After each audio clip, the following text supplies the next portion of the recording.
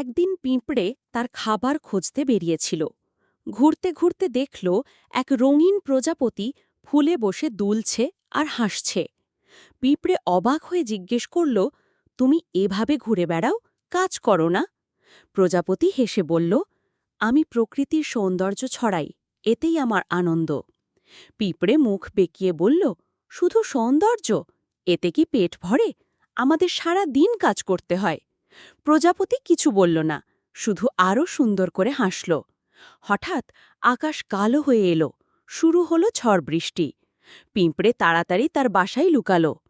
বৃষ্টি থামার পর পিঁপড়ে বেরিয়ে দেখল প্রজাপতি তার ভেজা ডানা শুকোচ্ছে। পিঁপড়ে করুণা করে বলল, আহা, এখন তোমার কি হবে? প্রজাপতি হেসে বলল, চিন্তা নেই, আমি আবার উড়ব। এই দেখো, রংধনু উঠেছে। পিঁপড়ে দেখল প্রজাপতি সত্যি হাসি মুখে রংধনুর দিকে উড়ে গেল। পিঁপড়ে বুঝল, জীবনের আনন্দ শুধু কাজে নয়, সৌন্দর্যেও আছে।